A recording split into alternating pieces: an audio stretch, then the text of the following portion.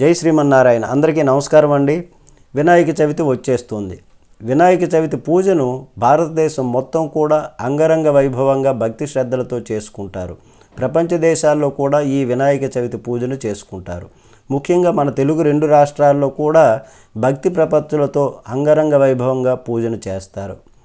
అయితే ఈ వినాయక చవితి రోజున వినాయక వ్రత కథ వినకుండా, అక్షతలు వేసుకోకుండా, ప్రసాదం తీసుకోకుండా ఎవరైనా కానీ ఆ చవితి రోజు చంద్రుడిని చూస్తే వాళ్ళకి నీలాపనిందలు, దుఃఖాలు కలుగుతాయని శాస్త్రాలు చెబుతున్నాయి. ఈ విషయం అందరికీ తెలిసినటువంటి విషయమే. అయితే అట్లాంటి పవిత్రమైనటువంటి కథను ఇప్పుడు మనం చెప్పుకుందాం. ఇది చివరిదాకా వినండి, లైక్ చేయండి, 10 మందికి షేర్ చేయండి, కామెంట్ చేయండి.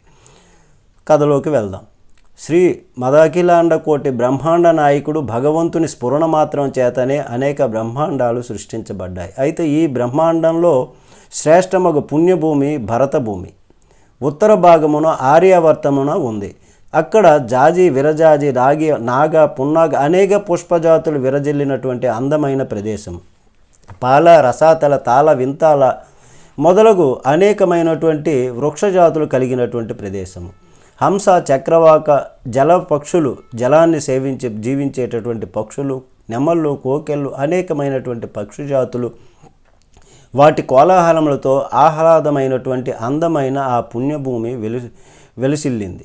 అయితే ప్రాణాయామము, ధ్యానము, సమాధి స్థితి, తపస్సు, యోగనిష్ట, నిరంతరము హరిహరాదులతో పూజలు నిరంతరము జరుపుకునేటటువంటి భక్తి ప్రపత్తులతో మునులు నివసించేటటువంటి పుణ్య ప్రదేశము, పుణ్యభూమి. అది నైమిషారణ్యముగా వెలిసింది.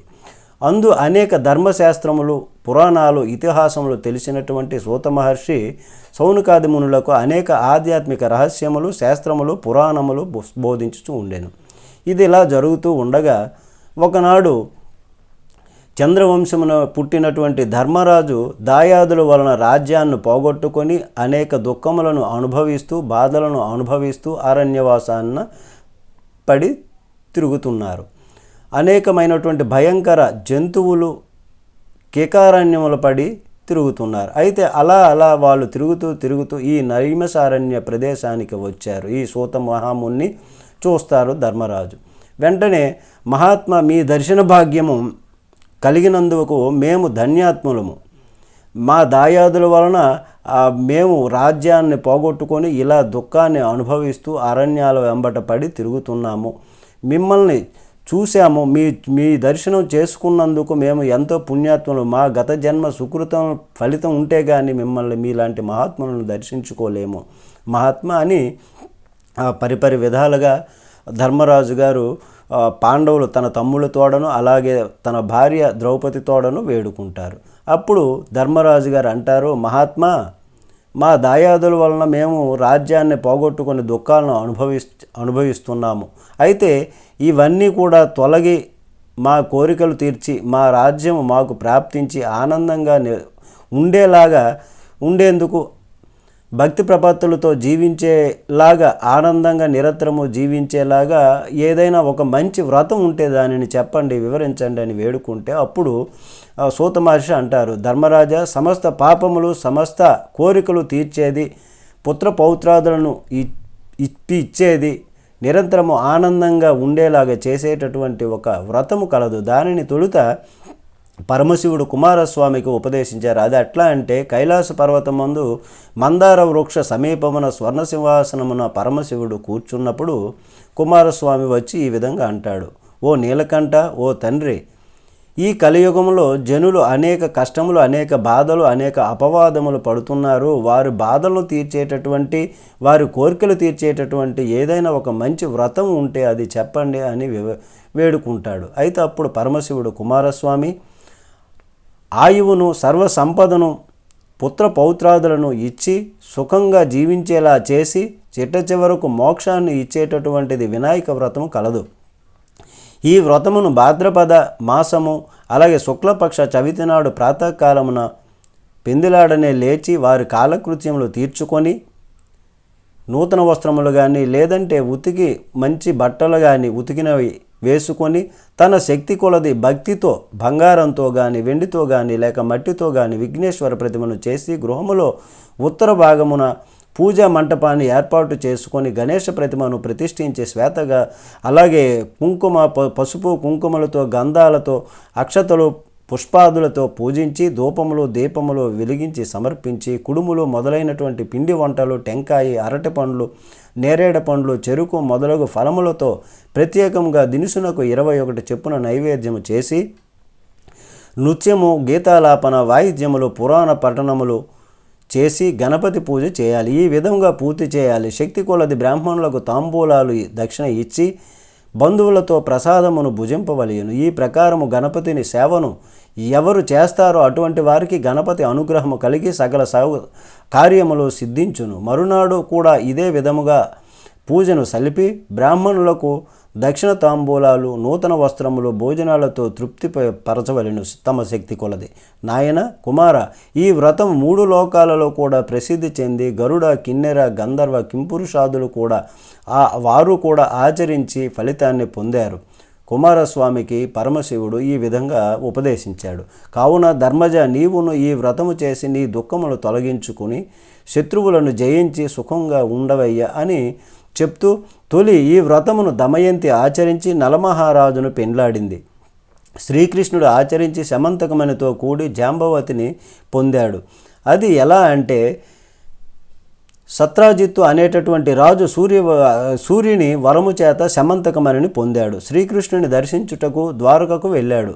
సూర్యుని వలె ప్రకాశించుచున్న శమంతకమణిని శ్రీకృష్ణుడు చూస్తాడు. అది చూసి అడిగాడు. దానిని సత్రాజిత్తు ఇవ్వక ఊరుకుండిపోయాడు.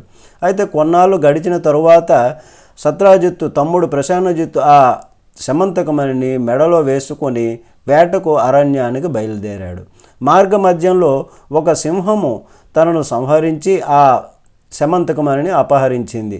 ఆ సింహాన్ని జాంబవంతుడు సంహరించి శమంతకమణిని తన కుమార్తె మెడలో వేశాడు. ఈ విధంగా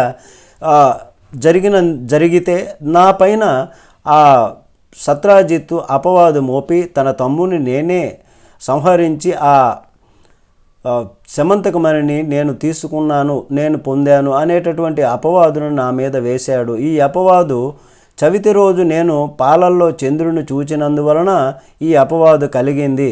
దీనికి చంద్రునికి వినాయకుడు ఈ శాపాన్ని ఇచ్చాడు అని బలరాముడితో శ్రీకృష్ణ భగవానుడు చెప్తాడు. అయితే అప్పుడు బలరాముడు అంటాడు, చవితి చంద్రునకు వినాయకుడు ఎందుకు శపించాడు అని బలరాముడు అడిగితే కృష్ణమూర్తి ఇట్లా అన్నాడు. అన్న కైలాసమున ఒకనాడు వినాయకుడు కుబ్జ రూపమున నడుచుచున్నప్పుడు వినాయకుని చూచి చంద్రుడు హేళనగా నవ్వాడు. దానికి వినాయకుడు కోపించి, ఓరి నిన్ను ఈ చవితి దినమున ఎవరైనా చూస్తే వారికి అపవాదము సిద్ధించును అని శపిస్తే చంద్రుడు భయముతో దీనవదనంతో ప్రార్థించాడు వినాయకుడు కుమారస్వామికి. అయితే అప్పుడు వినాయకుడు చెప్తాడు, కుమారస్వామికి పరమశివుడు ఆనతిచ్చిన ప్రకారముగా భాద్రపద శుద్ధ చవితి చతుర్థి దినమున నన్ను యథావిధిగా పూజించి వ్రతము చేస్తే అట్టి వారికి సంభవించినటువంటి అపవాదులు తొలగి శత్రుజయము మోక్షప్రాప్తి కలుగుతుంది అని వినాయకుడు చంద్రునికి చెప్పి, అటు పిమ్మట చంద్రుడు కూడా అట్లా మొదలగు వారు ఆ వ్రతాన్ని చేశారు, ఫలితాన్ని పొందారు. కృష్ణుడు బలరామునితో ఈ విధంగా చెప్తాడు. కృష్ణుడు అప్పుడు ఆ బలరాముడు కూడా ఈ వ్రతాన్ని కుటుంబ సమేతంగా 10 మందిని పిలిచి వ్రతాన్ని ఆచరించి ప్రసాదం స్వీకరిస్తాడు. అలాగే కృష్ణుడు కూడా ఈ వ్రతాన్ని ఆచరించి ప్రసాదాన్ని స్వీకరిస్తాడు.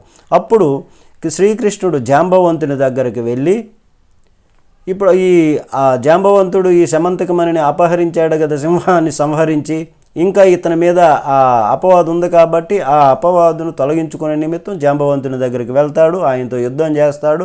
కృష్ణుడు చేసిన తర్వాత జాంబవంతుడు నా ప్రభువే అని తెలుసుకొని ఆ శమంతకమణితో పాటు తన పుత్రిక జాంబవంతిని కూడా ఇచ్చి వివాహం చేస్తాడు. అప్పుడు శ్రీకృష్ణుడు సత్రాజిత్తుని దగ్గరకు వచ్చి జాంబవతితో కూడా వచ్చి, నాయన ఇదిగో నీ శమంతకమణి, ఇదిగో ఈ వృత్తాంతం ఇలా జరిగింది అని వృత్తాంతం అంతా కూడా కృష్ణ భగవానుడు చెప్తాడు. అప్పుడు సత్రాజిత్తు, మహాత్మా నన్ను క్షమించండి, నేను తెలియక అపరాధం చేశాను, కాబట్టి ఈ శమంతకమణిని మీరే ఉంచుకొని నా కుమార్తె సత్యభామను కూడా మీరే వివాహం చేసుకోవాలని వివాహం చేస్తాడు. ఆ తదనంతరము కృష్ణ భగవానుడు సుఖ సంతోషంగా జీవిస్తాడు ఈ వినాయక వ్రత కథ ఫలితం వలన.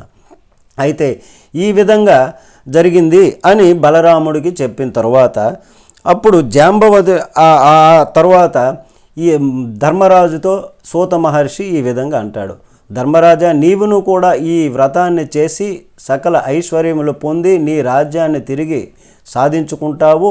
నువ్వు ఆనందంగా పుత్రపౌత్రాదులతో సుఖంగా జీవిస్తావు. మరణానంతరము మోక్షాన్ని కలుగుతుంది. కాబట్టి భక్తి శ్రద్ధలతో ఈ వినాయక వ్రతాన్ని చేయి అని ధర్మరాజుకు సూతుల వారు చెప్తారు. ముందు ఇంకా వృత్రాసురుడిని సంహరించడానికి దేవేంద్రుడు ఈ వ్రతాన్ని చేశాడయ్యా. అలాగే సీతాదేవిని వెతికినప్పుడు శ్రీరాముడు కూడా చేశాడు. గంగను భూమికి తెచ్చినప్పుడు భగీరథుడు కూడా ఈ వ్రతాన్ని చేశాడు. అలాగే అమృతోత్పాదనము చేయనప్పుడు దేవతలు రాక్షసులు కూడా ఈ వ్రతాన్ని చేశారు. కుష్ఠవ్యాధి నివృత్తి కొరకు సాంబుడు వినాయక వ్రతము చేశారు. వీళ్ళందరూ కూడా ఫలితాన్ని పొందారు. కాబట్టి ధర్మరాజా, నీవు కూడా ఈ వ్రతాన్ని ఆచరించి ఫలితాన్ని పొందుతావు అని సూత మహర్షి చెప్తాడు. అయితే ఈ కథను ఎవరైతే భక్తి శ్రద్ధలతో వింటారో, విని స్వామి అక్షతలు తలపై వేసుకొని ప్రసాదం స్వీకరించి చేస్తారో వారి యొక్క అంతవరకు ఉన్నటువంటి దుఃఖాలు తొలగి వారి కోరికలను నెరవేరుస్తారు స్వామి. వారికి ఉన్న అపవాదాలను తొలగిస్తారు. మరణానంతరము మోక్ష ప్రాప్తిని పొందేలాగా అనుగ్రహిస్తారు వినాయక స్వామి. కాబట్టి ఈ విధంగా అందరూ చేయండి. భక్తితో వినాయక పూజ, వినాయక వ్రత కథను కూడా వినండి. అందరూ సుఖంగా జీవించండి. జై శ్రీమన్నారాయణ.